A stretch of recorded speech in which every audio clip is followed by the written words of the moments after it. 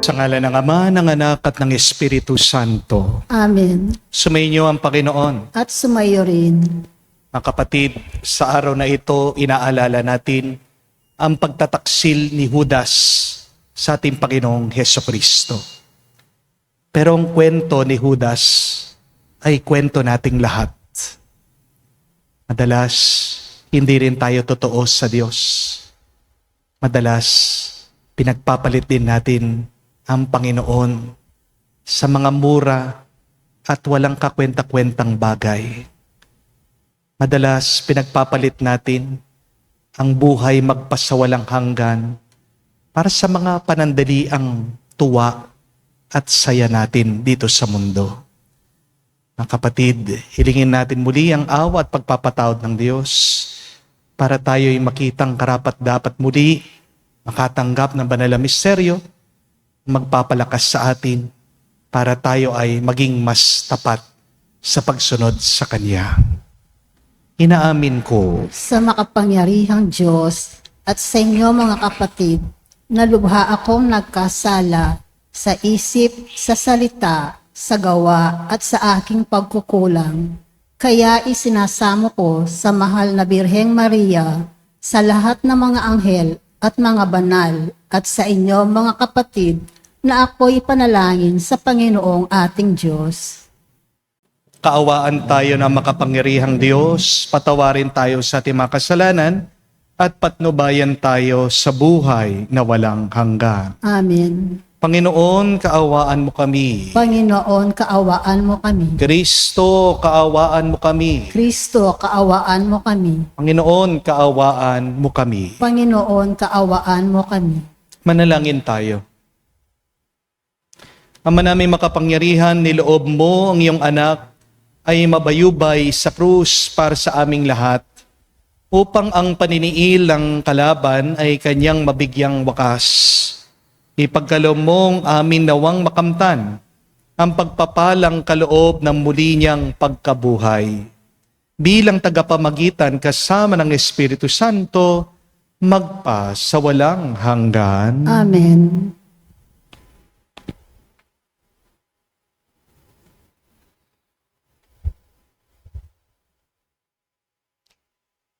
Pagbasa mula sa aklat ni Propeta Isaias. Ang makapangyarihang Panginoon ang nagturo sa akin ng sasabihin ko para tulungan ang mahihina. Tuwing umagay nananabik akong malaman kung ano ang ituturo niya sa akin. Binigyan niya ako ng pangunawa. Hindi ako naghimagsik ni tumalikod sa Kanya. Hindi ako tumutol nang bugbugin nila ako. Hindi ako kumibo nang ako'y kanilang insultuhin. Pinabayaan ko silang bunutin ang buhok ko't balbas. Gayon din nang lurhan nila ako sa mukha. Ang mga pagdustang ginawa nila'y di ko pinapansin, pagkat ang makapangyarihang Panginoon ang tumutulong sa akin. Handa akong magtiis pagkat aking batid na ang sarili ko'y di mapapahiya. Ang Diyos ay malapit at Siya ang magpapatunay na wala akong sala. May mga ngahas bang maghabla sa akin? Magharap kami sa hukuman at ilahad ang kanyang bintang. ang Panginoon mismo ang magtatanggol sa akin. Ang salita ng Diyos. Salamat sa Diyos. Poon ako'y iyong dinggin sa panahong iyong ibigin. Poon ako'y dinggin sa panahong iyong ibigin. Dahilan sa iyo ako'y inaglahi, napahiyang lubos sa pagkaunsiyami. Sa mga kapatid parang ako'y iba, kasambahay ko na'y di ako kilala. Ang pagmamahal ko sa banal mong templo, matinding matindi sa kalooban ko, sa akin bumagsak paghamak sa iyo. Poon ako'y iyong dinggin sa panahong iyong ibigin. Kaya naman ako'y wala nang magawa. Ang inaasahan kong habag ay nawala. Ni walang umaliw sa buhay kong aba. Sa halip na pagkain na ako'y magutom. Ang dulot sa aki mabagsik na lason. Suka at di tubig ang ipinainom. Poon ako'y iyong dinggin sa panahong iyong ibigin. Pupurihin ang Diyos aking aawitan. Dadakilain ko't pasasalamatan. Kung makita ito niyong mga dukha, sila ay sasamba sa laki ng tuwa. Dinirinig ng Diyos ang may kailangan. Lingkod na bilanggoy, di nalilimutan. Poon ako'y iyong dinggin sa panahong iyong ibigin.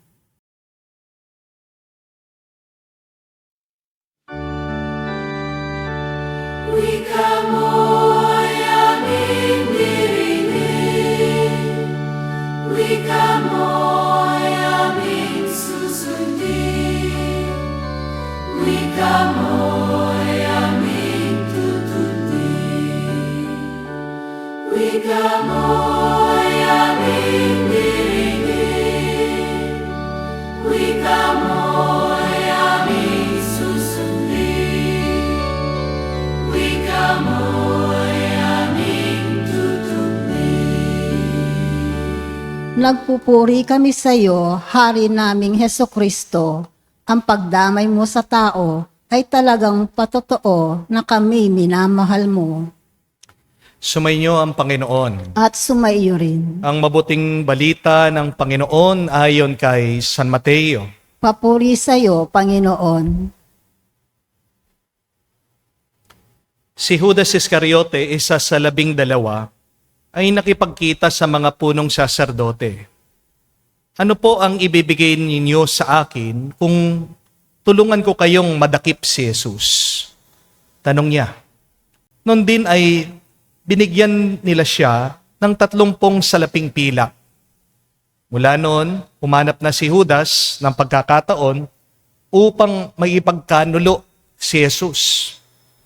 Dumating ang unang araw ng pista ng tinapay na walang lebadura.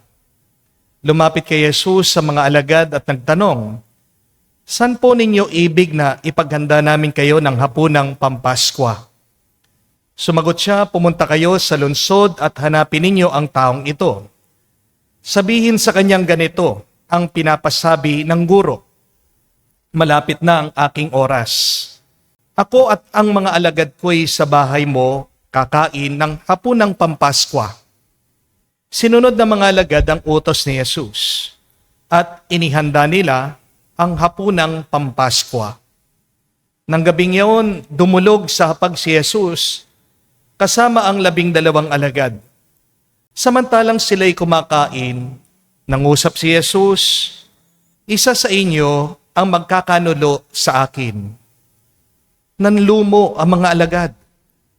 At isa't isa'y nagtanong sa kanya, "Ako po ba, Panginoon?"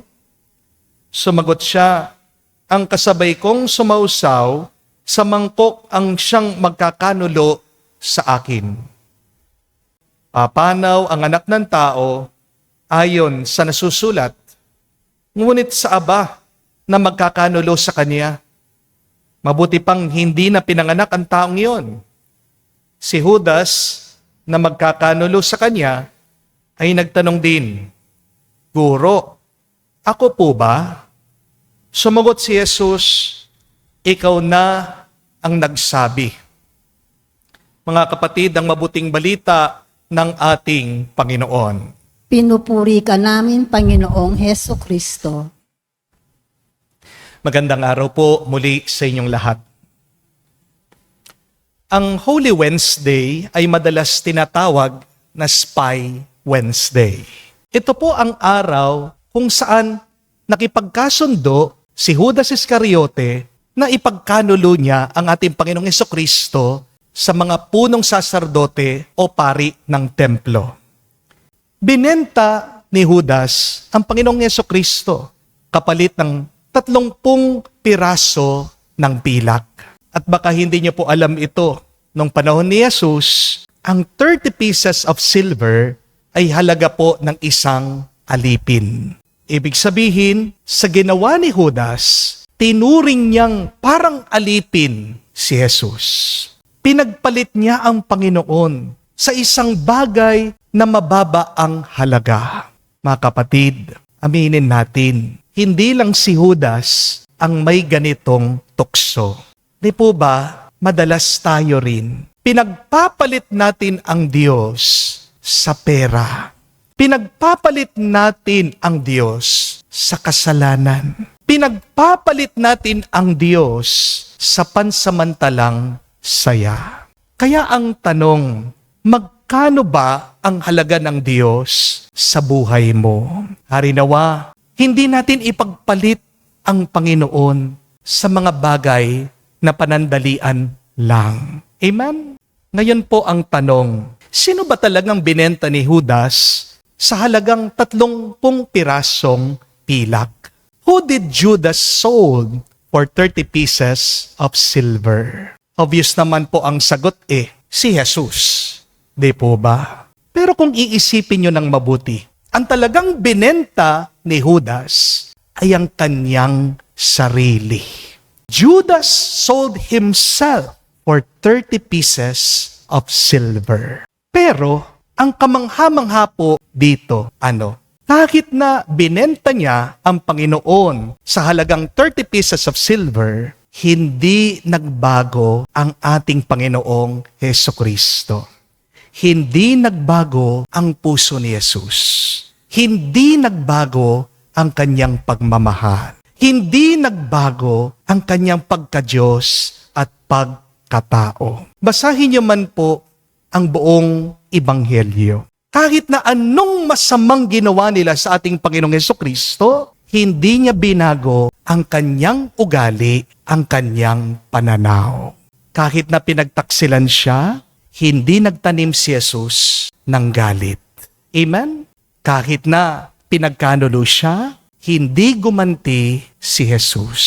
Kahit na iniwan siya ng kanyang mga alagad, nanatiling tapat pa rin si Jesus sa Diyos Ama. Kahit na pinagsasampal siya ng mga sundalo, hindi nanakit si Jesus. Kahit na dinuraan siya, pinahiya siya, hindi nang hamak ang ating Panginoon. Kahit na pinagtawanan siya ng napakaraming tao nung siya'y nakabayubay, nakapako sa krus, hindi nagreklamo ang ating Panginoong Hesukristo. At kahit na siya'y nahirapan, nakapako doon sa krus sa Kalbaryo, anong ginawa ng ating Panginoon? Patuloy pa rin siyang nagmahal, nagdasal, at nagpatawad. Ano ang unang salita niya habang siya'y nakapako sa krus? Father, forgive them, for they do not know what they are doing. Mga kapatid, ito rin po sana ang mangyari sa atin. Hindi dapat magbago ang puso mo, ang pag-uugali mo, dahil lang sa masama na ginagawa ng iba sa'yo. Hayaan mo yung masama na ginagawa ng iba. Hindi ka dapat gumaya sa kasamaan nila. Di po ba? Remember, what people do to you says nothing about you. Tandaan niyo po yan. Ano man ang ginagawang masama ng iba sa'yo, yan may sinasabi yan tungkol sa kanila kesa sa'yo. Kaya kung ikaw man ay inonse, sinaktan, inabuso, hindi ibig sabihin masama kang tao. Silang masama. Hindi po ba? Kahit na ikaw ay pinagtaksilan, hindi ibig sabihin wala kang kwenta, na wala kang halaga. Kung niloko ka man, hindi ibig sabihin na uto-uto ka. Wag mong bubugbugin, wag mong papahirapan ang iyong sarili. May nag-message po sa akin, sabi niya, Father, pagpasensya niyo na po ako kung ako man po ay nakikipagrelasyon sa mga same-sex sa kamukha kong kasarian. Kasi ilang beses na po akong niloko, sinaktan ng ibang lalaki. Wala na po akong tiwala sa mga lalaki. Hindi ko po masisisi ito pong babae. Kahit sino naman po na makagat ng aso, di po ba? Pag nakakita ng aso sa daan, iiwas na. Hindi po ba? Pero, ibig ba sabihin, kapag kinagat ka ng isang aso, lahat ng aso masama na? Hindi po. Hindi po ba? Kaya nga dapat gayahin natin ang attitude ng ating Panginoon. Nasaktan siya? Oo. Nahirapan siya? Oo. Pinagtaksilan siya? Oo. Pero hindi nagbago ang kanyang kabutihan, ang kanyang pagmamahal. Amen? Sinong nakasakit sa Diyos? Di ba? Mga tao. Pero ito yung tanong, bakit kahit na sinaktan siya ng mga tao, nung muli siyang nabuhay, sinong minahal niya? Mga tao pa rin. Hindi po ba? My dear friends, be like Christ, unchanging in your love. Because you have a soul that is unchanging. You have a spirit coming from the spirit of love. Tandaan niyo po, ano man ang ginawa ng iba sa iyo, pinapakita lang nila kung sino sila talaga. Pero ang tanong, ipapakita mo ba kung sino ka talaga? Kung papasok ka lang sa pinakapuso ng iyong puso, anong matutuklasan mo diyan? Makikita mo kung sino ka talaga. Ikaw ay anak ng Diyos. Ikaw ay mahal ng Panginoon. Ikaw ay isang nilalang na maaring magmahal ng iba. Who you truly are, my dear friends, is a soul coming from God.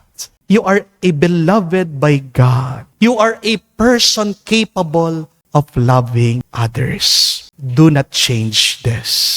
Kaya nga, mga kapatid, huwag kang makikipaglaban na mahalin ka ng iba. Don't fight to be loved. Sa halip, lumaban ka para magmahal ka. Fight to live a loving life. Father, kahit na hindi ako mahalin, hindi naman mahalaga kung hindi ka mahalin ng ibang tao. Oo, masarap. Oo, masaya. Oo, nakakagaan ng loob kung ikaw ay susuklian ng pag-ibig na iyong binibigay sa iba. Hindi po ba?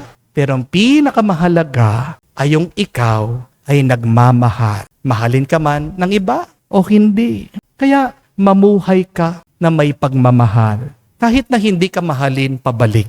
Magpatawad ka kahit na hindi humihingi ng tawad ang iba. Maging mabuti ka kahit na hindi ka tratuhin na mabuti. Gayahin natin ang ating Panginoong Jesucristo. Minahal niya ang iba kahit na hindi siya minahal. Nagbigay siya sa iba kahit na hindi siya nakatanggap. Nagpatawad siya sa iba kahit na hindi siya pinatawad. Jesus loved whether he was loved or not. Parang ang araw lang po, no? Pansinin nyo ito. Isipin nyo ito. Sisikat pa rin ang araw. Magbibigay pa rin ng liwanag ang araw. Kahit na siya ay pasalamatan o hindi ng damo. It does not matter if the grass is grateful, if the grass thanks the sun or not. The sun will continue to shine. Amen? Sisikat pa rin ang araw, magbibigay pa rin ng liwanag ang araw. Kahit na siya ay takpan ng ulap o ng bagyo. Sisikat pa rin ang araw, magbibigay pa rin ng liwanag ang araw. Kahit na magreklamong mga tao, napakainit naman. The light of the sun does not depend on the opinion of others or whether other people appreciate the sun or not. Sisikat at magliliwanag pa rin ang araw dahil may liwanag siyang maibibigay. Kapatid, may mabuti kang maipakikita. May pagmamahal kang maibabahagi. Dahil nasa loob mo yan. Dahil pinagkalooban ka ng Diyos. Dahil nakatanggap ka sa Panginoon. Nung umpisa pa lang, nung nilalang ka niya, nandyan ng pagmamahal na yan.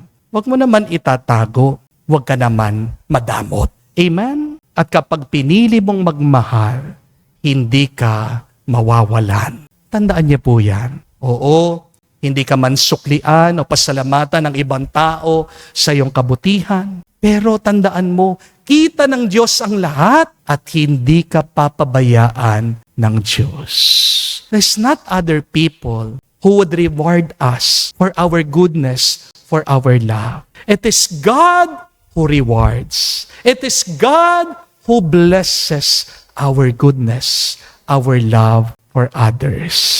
Hindi ka man ma-appreciate ng pamilya mo, ng buong mundo, pero ang buhay mo ay magiging mas makabuluhan, ang buhay mo magiging mas masaya kung magpapatuloy ka lang magmahal. Amen? Kasi sa wakas, ang taong marunong magmahal ay hindi talo. Ang taong marunong magmahal, bandang huli, siyang magiging mabunga. Fruitfulness will be your destiny if you continue to love like Christ. Mga kapatid, kahit na po ang araw na ito, tinatawag po nating Spy Wednesday. Kahit na ang araw na ito, inaalala natin ang pagtataksil ni Judas. Sana maalaala din natin na ang araw na ito ay tungkol pa rin sa ating Panginoong Hesukristo, na kung saan kahit na siya'y pinagpalit, hindi niya pinagpalit ang taong mahal na mahal niya. Huwag mong ibebenta ang sarili mo para lang sa pera, para lang sa kayamanan, para lang sa kasikatan, para lang sa kapangyarihan. Kasi mga bagay na yan, mawawala. Ang mga bagay na yan, iiwan mo. Ang mga bagay na yan, makakalimutan din pagdating ng araw. Pag wala ka na dito sa mundo, meron pang mas mahalaga kesa sa pera, kesa sa kayamanan, kesa sa kapangyarihan, kesa sa kasikatan. Amen? Hari nawa, huwag tayong tutulad kay Judas. Iwasan natin ang tukso na ipagpalit natin ang Panginoon. Kung hindi, maging katulad tayo ni Kristo, na nanatiling nagmahal kahit na siya'y nasaktan. Dahil ang tunay na nagmamahal, siyang muling mabubuhay at mabubuhay sa magpa sa walang hanggan. Amen. Tumayo po tayo, alay po natin ngayon sa Diyos ang ating mga dasal at panalangin habang nalalapit tayo sa Biyernes Santo, taglay ang pagtitiwala sa ating mapagmahal na Diyos. Alalahanin natin ang mapagligtas na gawain ni Kristo na kanyang lingkod. Ating sabihin, Panginoon, dinggin mo kami. Panginoon, dinggin mo kami. Ang mga nagdaranas ng hindi makatarungang pagdurusa, naway magtamasa ng pagpapaginhawa ng Panginoon sa pamamagitan ng kanilang malinis na budhi. Manalangin tayo sa Panginoon. Panginoon, dinggin mo kami. Ang ating mga sariling pagdurusa, naway magpalago ng ating pananampalataya sa Panginoon. Manalangin tayo sa Panginoon. Panginoon, dinggin mo kami. Ang mga kasama natin na nagpapaliban ng kanilang pangungumpisal, bunga ng pagmamalaki, takot o katamaran, naway maging bukas ang isip sa pangangailangan sa kapatawaran ng Diyos. Manalangin tayo sa Panginoon. Panginoon, dinggin mo kami. Sa katahimikan po ng ating puso, banggitin natin, sabihin natin sa Diyos ang ating mga personal na pangangailangan. Panginoong Diyos, binibigay mo sa amin ang halimbawa ng iyong anak upang ipakita sa amin kung paano mabuhay at mamatay. Nawa ang pagkalooban mo kami ng pananampalataya, kailangan namin upang makasunod sa Kanya. Hinihiling namin ito sa pamagitan ni Kristo, aming Panginoon. Amen.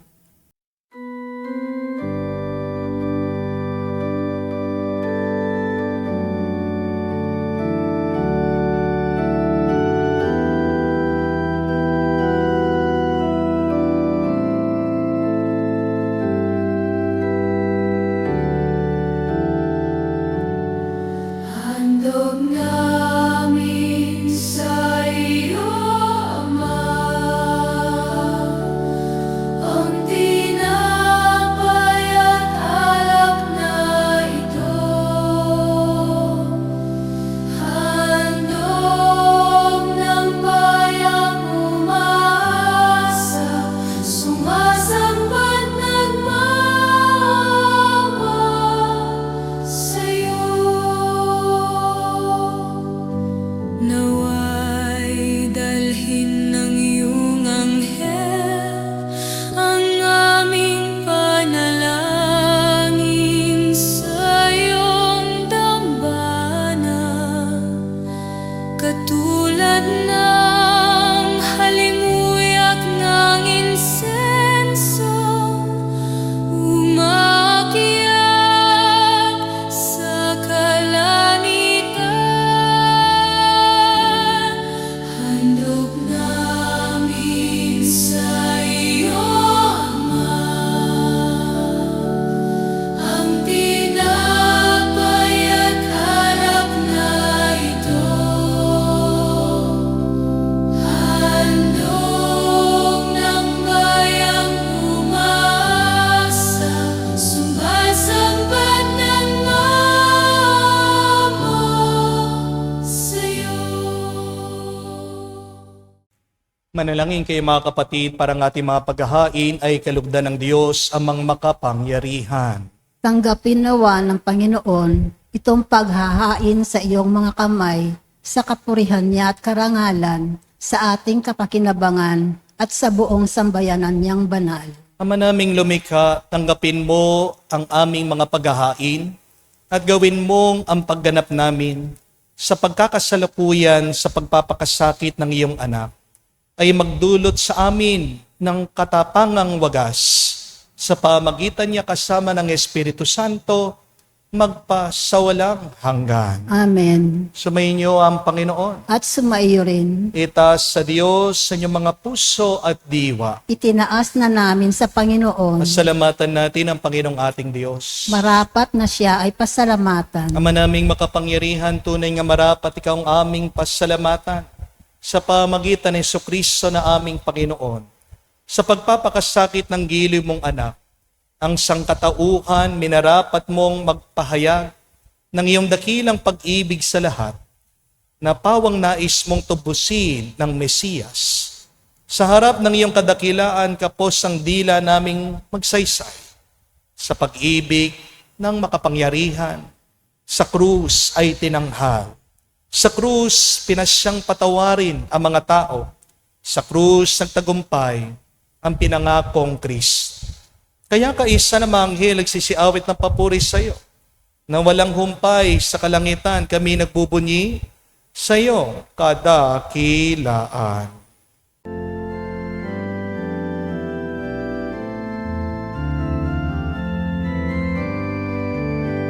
Santo, Santo, Santo, Panginoon Diyos ng mga hukbo, napupuno ang langit at lupa ng kadakilaan mo. Hosana, Hosana, sa kaitaasan, pinagpalang na paririto sa ngalan ng Panginoon. Hosana, Hosana, sa kaitaasan.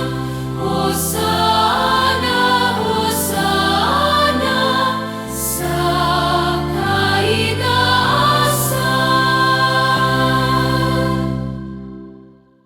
Ama naming banal, ikaw ang bukalan tanang kabanalan. Kaya't sa pamagitan ng iyong Espiritu, gawin mong banal ang mga kaloob na ito, upang para sa amin maging katawan at dugo ng aming Panginoong Hesus Kristo. Bago niya pinagtiis ang kusang loob na maging handog, hinawakan niyang tinapay, pinasalamatan kanya. Pinaghati-hati niya iyon, inabot sa kanyang maalagad at sinabi, tanggapin ninyong lahat ito at kanin. Itong aking katawan na ihahandog para sa inyo.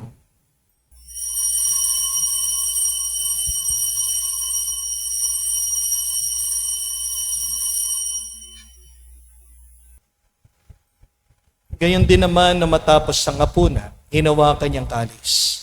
Muli kanyang pinasalamatan, inabot niya ang kalis sa kanyang malagad at sinabi, "Tanggapin ninyong lahat ito at inumin. Ito ang kalis ng aking dugo, ng bago at walang hanggang tipan. Ang aking dugo na ibubuhos para sa inyo at para sa lahat. Sa ipagpapatawad ng mga kasalanan, gawin ninyo ito sa pag-alaala sa akin."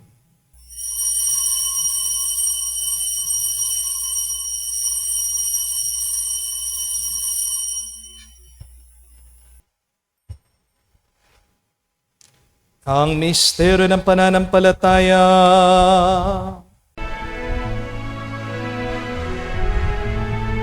Sa krus mo at pagkabuhay, kami natubos mong tunay. Oong Jesus, naming mahal, iligtas mo kaming tanan, ngayon at magpakailanman. Ama, ginagawa namin ngayon ang pag-aalaala sa pagkamatay muling pagkabuhay ng iyong anak. Kaya tinialay namin sa iyong tinapay, nagbibigay buhay, at ang kalis na nagkakalob ng kaligtasan. Kami nagpapasalamat dahil kami yung minarapat na tumayo sa harap mo para maglingkod sa iyo. Sinasamo namin kami magsalo-salo sa katawan at dugo ni Kristo ay mabuklod sa pagkakaisa sa pamagitan ng Espiritu Santo. Amalingapin mong iyong simbahan, laganap sa buong daigdig. Puspusin mo kami sa pag-ibig. Kaisa ni Leon ang aming Santo Papa, Florentino aming Arsobispo at ang Tanang Kaparian.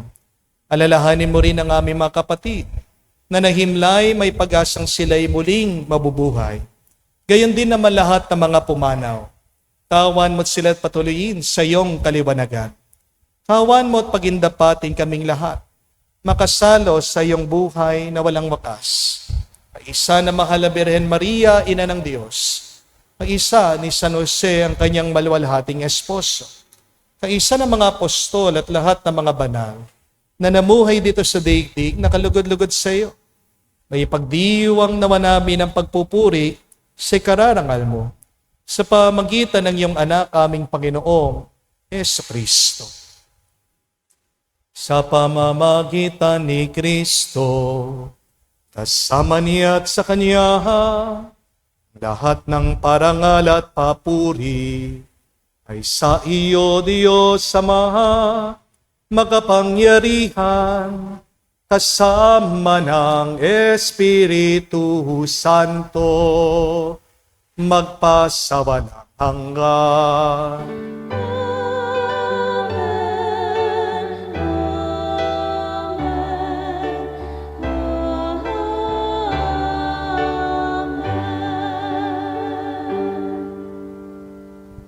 Sa nakagaling na utos sa turo ni Jesus sa Panginoon natin at Diyos, ipahayag natin ng lakas loob.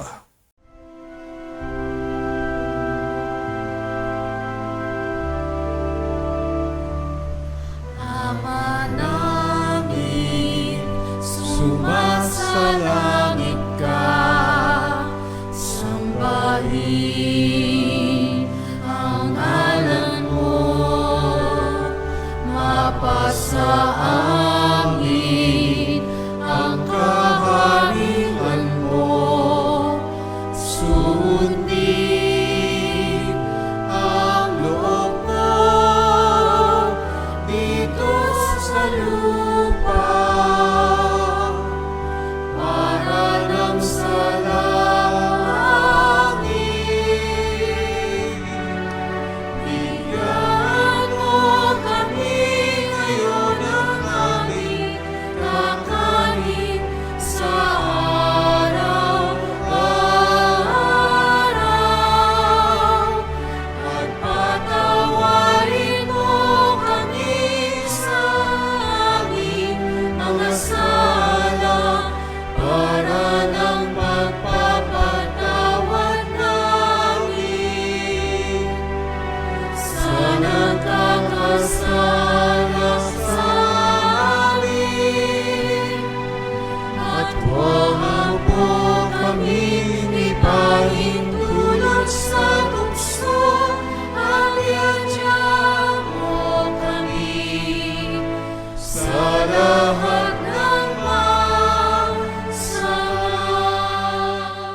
Hinihiling namin kami adya sa lahat ng masama, pagkalooban ng kapayapaan araw-araw, ligtas sa kasalanan, at ilayo sa lahat ng kapahamakan.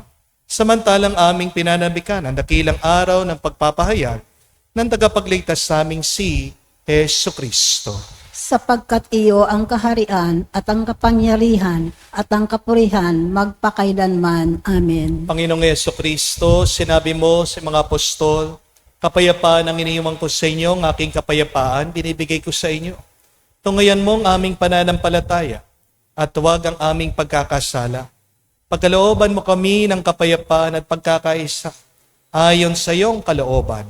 Kasama ng Espiritu Santo, magpa sa walang hanggan. Amen. Kapayapaan ng Panginoon ay laging sumainyo. At sumaiyo rin. Bigayan po tayo ng kapayapaan sa bawat isa. Isuyo po, kapayapaan po sa inyong lahat.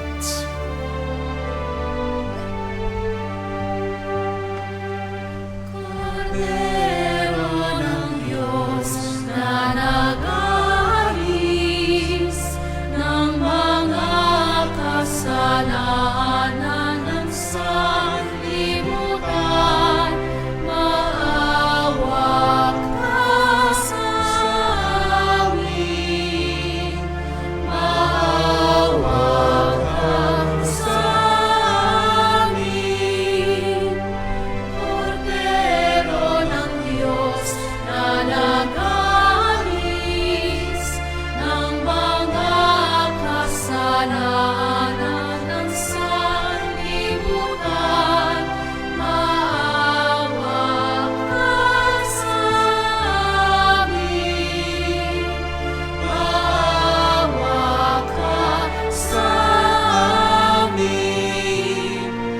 Cordero ng Diyos na nag-aalis ng mga kasalanan ng sanlibutan, ipagkaloob mo sa amin ang kapayapaan.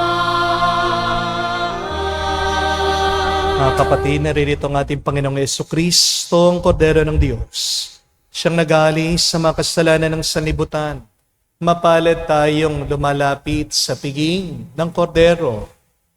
Panginoon, hindi ako karapat-dapat na magpatuloy sa iyo, ngunit sa isang salita mo lamang ay gagaling na ako.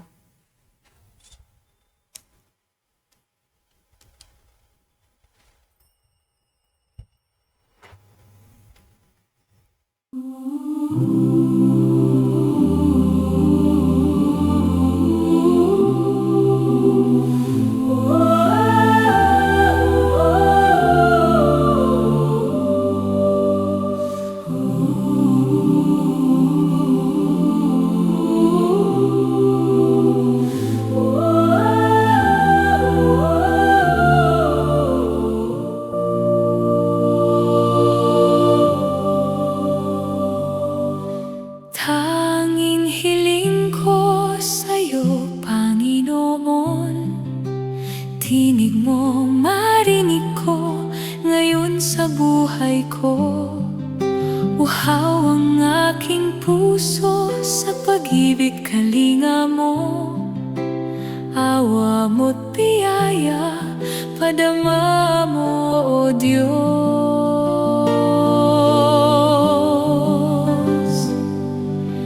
Tanging hiling ko sa'yo, Panginoon, mukha mo ay makita ko sa likha mong mundo. Hawakan aking puso, baguhin mo ako. Sabihin mong kagustuhan mo maging gabay ng buhay ko. Hanap-hanap ka sa mga ulap at tala, di ko malay nandito, buhay pala ang Diyos.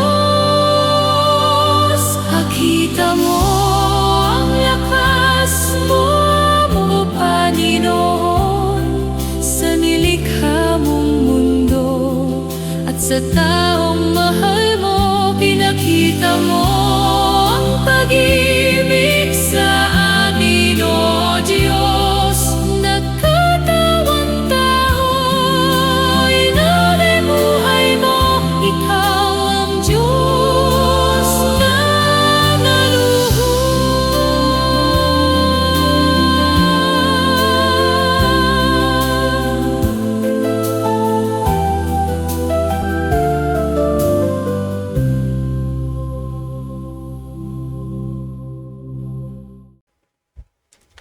Manalangin tayo.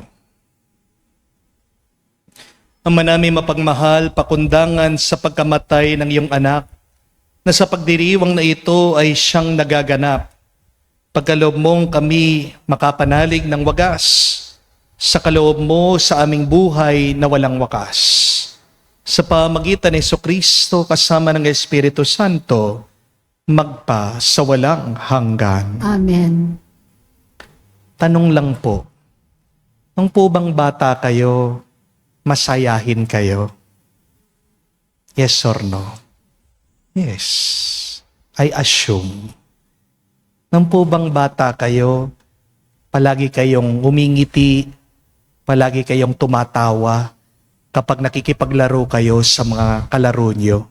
Yes or no? Yes. Ang tanong ko, ngayong matanda ka na, kumusta ka na? Umingiti ka pa rin ba na madalas?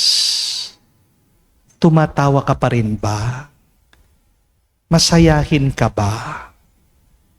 Aminin niyo, yung totoo. Hindi. Di po ba? Bakit? Maraming dahilan.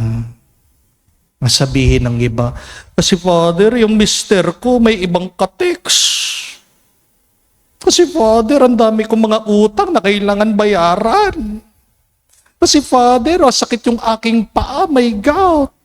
Nagdadialysis ako. Nagkikimo ako, may cancer ako. Kasi Father, matigas yung ulo ng aking anak, lumalaban siya.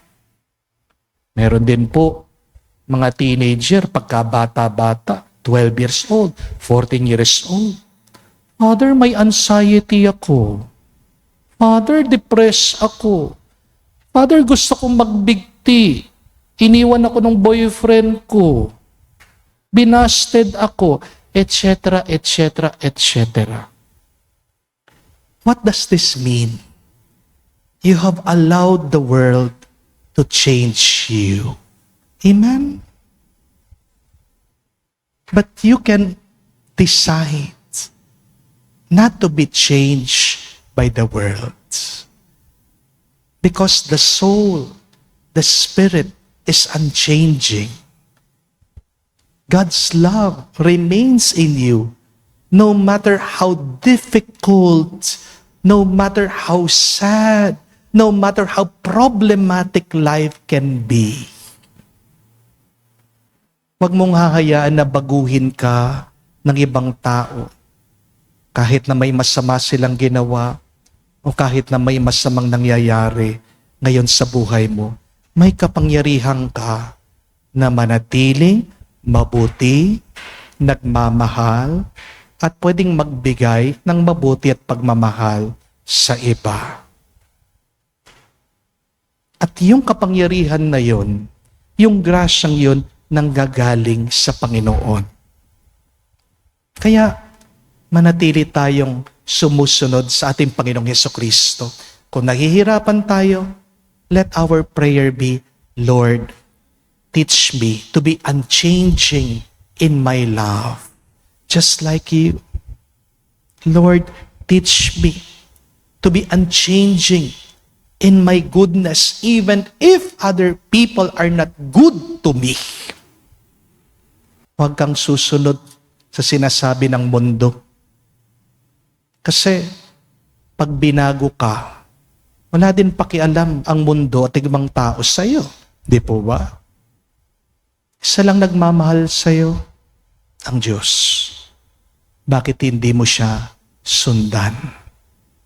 Kaya nga, habang tayo papasalamat sa kabutihan ng Diyos, sa kanyang katapatan, pagsisihan natin, napakaraming beses tayo naging taksil sa Kanya, at naway gayahin natin ang katapatan ng Panginoon, anumang masama na mangyari sa ating buhay. Dahil ang tunay na nagmamahal, nagiging mabunga ang kanyang buhay, ang tunay na nagmamahal kamukha ng Diyos.